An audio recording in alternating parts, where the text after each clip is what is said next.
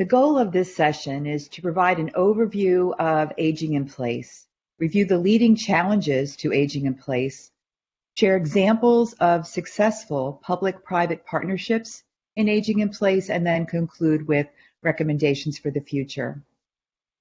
The aging demographic shift prompts one important question, and that is where older adults, particularly the oldest old, will reside, given that most value their ability to maintain independence and prefer to remain in their home and community.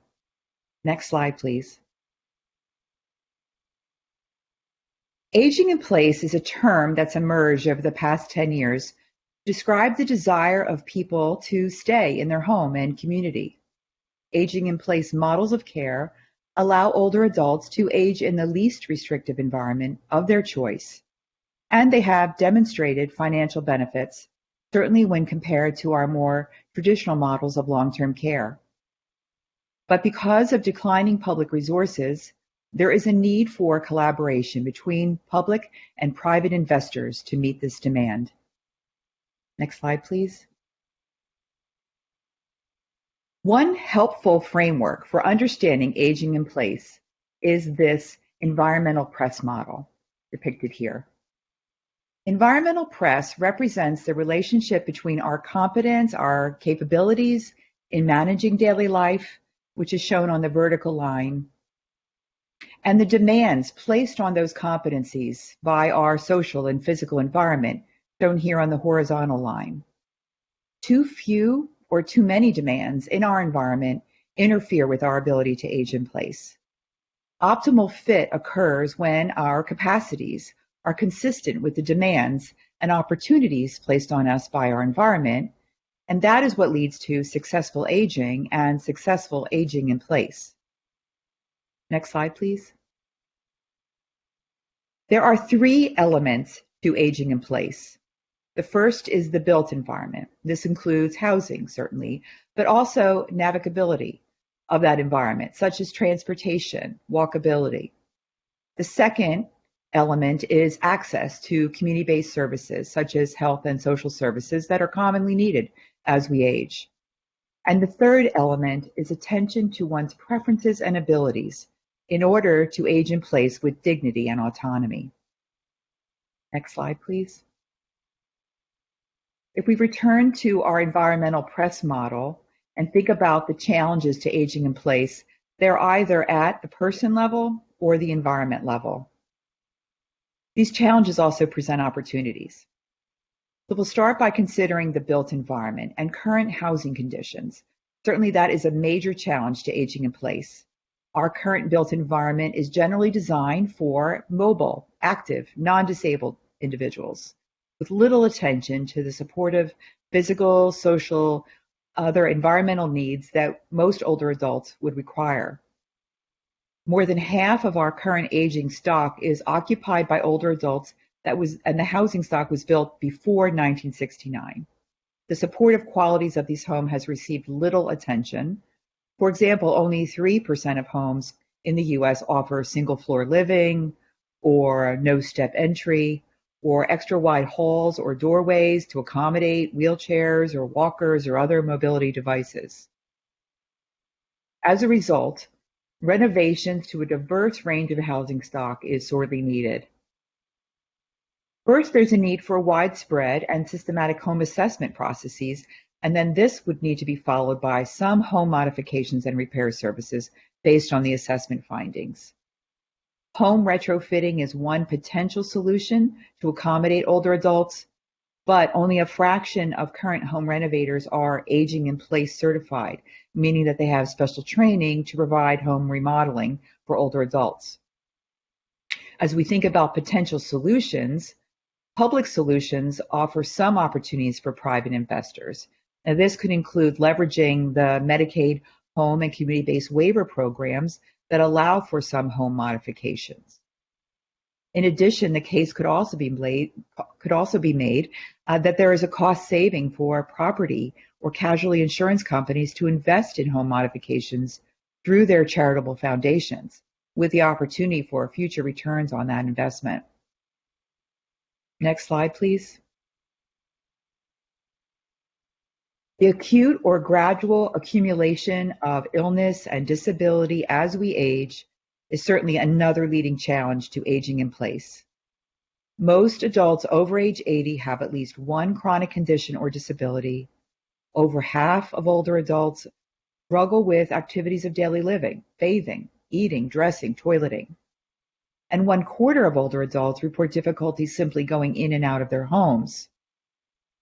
To navigate daily life, most older adults rely on family caregivers as the backbone for keeping them at home. One step toward supporting older adults and their family caregivers are the MA expansion programs that allow for social and physical supports to be provided in the home to address care needs. And this also presents an opportunity for public-private partnerships. Next slide, please. Diversity also brings its challenges. We've known for a long time that the U.S. is getting older and more diverse. The nation's Hispanic and Asian populations are expected to triple by 2050, while non-Hispanic whites are expected to grow more slowly. In addition, older African Americans, Hispanic Americans, and other people of color are generally more likely to live in multi-generational settings. This has received little attention in the aging in place space and presents another rich opportunity for future public-private partnerships. Next slide, please. Listed here on this slide are the 6 models of public-private partnerships in aging in place that are considered best practices in the U.S. These programs are detailed in the paper that you will have access to, but I thought I would highlight some of the key attributes of a couple of these programs. Along the top, you'll see the components of aging in place, such as the built environment, access to community-based services, and attention to preferences and abilities. Not all of these programs offer all of these components, but the gold standard listed at the top is an outstanding example of a public-private partnership. This is the Tiger Place Institute, and it was designed and developed in 2004 at the University of Missouri to create a cost-effective alternative to nursing home care and also offer an opportunity to age in place. It was constructed in partnership with key stakeholders, including AmeriCare and the Kerner Corporation, which is a NASDAQ-traded healthcare and information technology firm.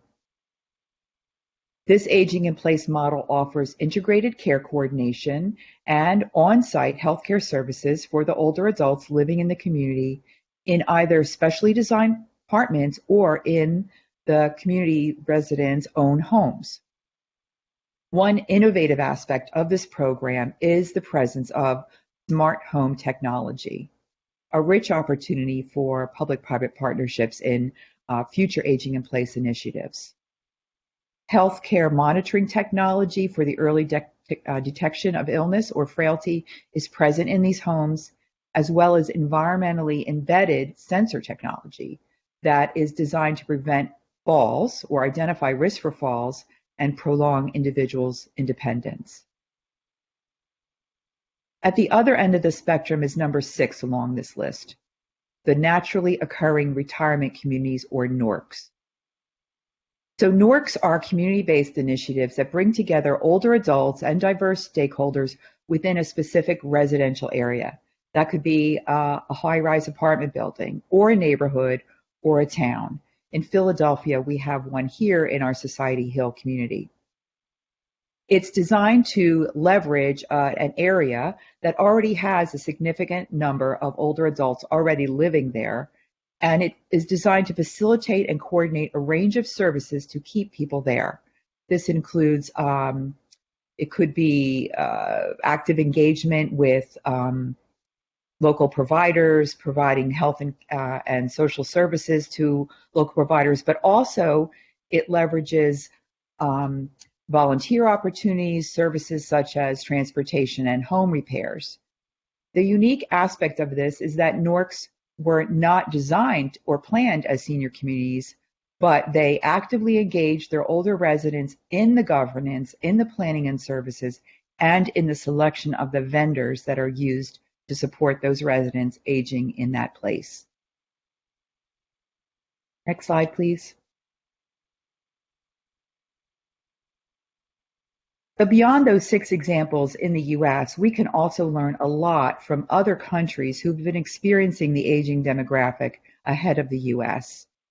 And one example I'll highlight briefly here is in Japan. This is an example of a public-private partnership that adapted our Western-style convenience store, the 7-Eleven, to offer and provide a wide range of services beyond those offered in our US 7-Elevens. These 7-Elevens are available in every town throughout Japan, including isolated rural areas. They provide healthy cooked meals with free delivery, opportunities for socialization and healthcare screenings, bill payment services, package deliveries, or an array of examples of other services available at the local 7-Eleven. A more recent government subsidized pilot program is designing a mobile version of a 7-Eleven that's depicted here in order to access the remote mountain villages of Japan. Next slide, please. So these are just a few current best practices. There is obviously much more that can be done to meet the housing needs of our aging population and honor preferences to age in place. Beyond the models that we presented, there's future efforts to strengthen public and private partnerships. This includes attention to the preferences of older adults in the design of their built environment, with attention to accessibility, certainly, and the need for coordination of services, access to personal care, health care, and meaningful social relationships. Meeting the needs of millions of older adults with different incomes, a range of health conditions, and diverse living situations is complex, and certainly no one size fits all. In addition, in the coming years, we're likely to witness a huge increase in the types of technological advances designed to facilitate a generation of baby boomers who will be determined to age in place. So private industry is well positioned to innovate on these existing models and take it to the next level. And this can be accomplished if we understand the market dynamics and spectrum and diversity of older adults and their needs and preferences. Our challenge then is to figure out how to ensure as many people, older adults, as possible can actualize their desire to live out their lives in their home and community. Thank you.